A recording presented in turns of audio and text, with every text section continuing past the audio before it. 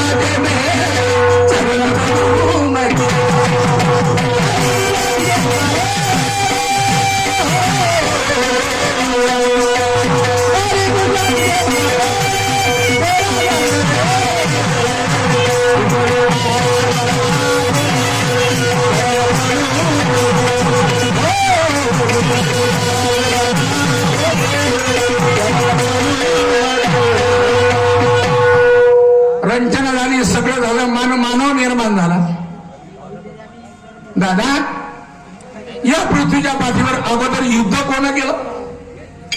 राक्षस आणि देव लोकांनी. हे यांचं युद्ध झालं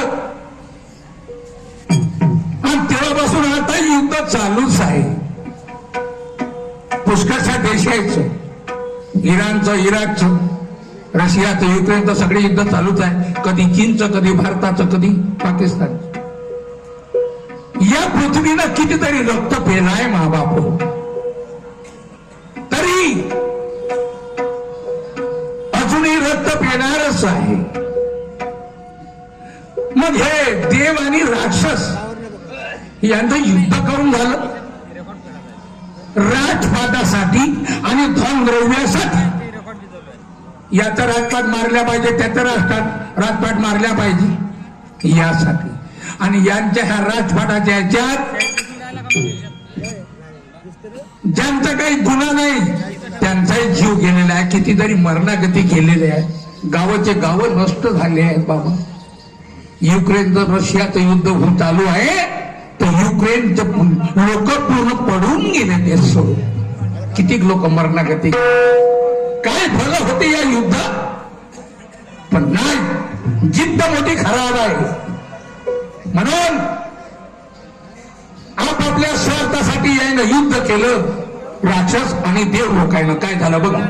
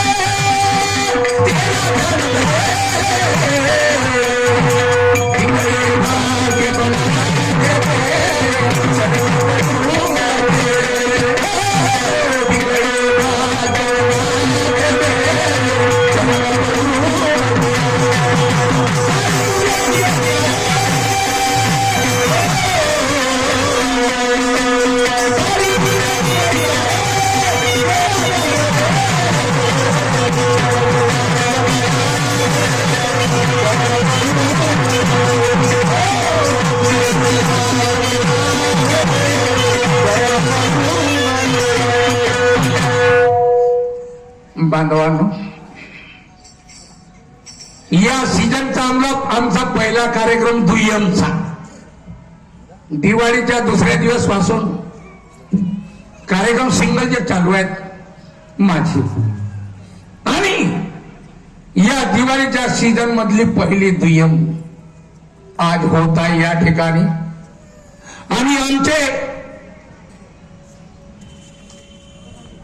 तुर्याचे शाहीर श्री माननीय बुधाजी भाऊ श्याम यांच्या बरोबर हा सुंदरसा मुकाबला होत आहे या ठिकाणी. आम्ही दोनही शाहीर एकामेकाला गणामध्ये प्रश्न विचारतो दादा,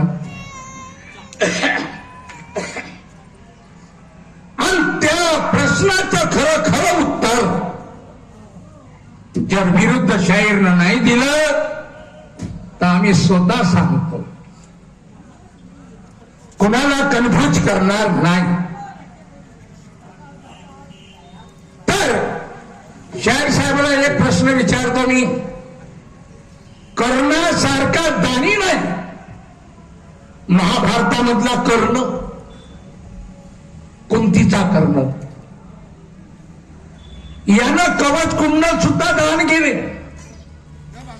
कोणी जे मागितलं ते दान केलं आणि दान करू करू याला खूप पुण्य मिळालं. पण कर्णानं असा कोणता गुन्हा केला की त्याचं संपूर्ण पुण्य गायब झालं, दान धर्म गायब झालं आणि तो किती बी दान धर्म करे तरी त्याला पुण्यच नाही मिळे, पुण्य गायब झालं. असा कोणता गुन्हा केला त्या कर्णानं? मी शाहीर साहेबाला विचारतो की त्याचं दान धर्म पुष्कळ संपूर्ण गायब झालं, त्याचं मिळालेलं पुण्य तेही गायब झालं. त्याने असा कोणता गुन्हा केला तो आणि कोणत्या ठिकाणी हा गुन्हा केला, कोणत्या ठिकाणी हा गुन्हा केला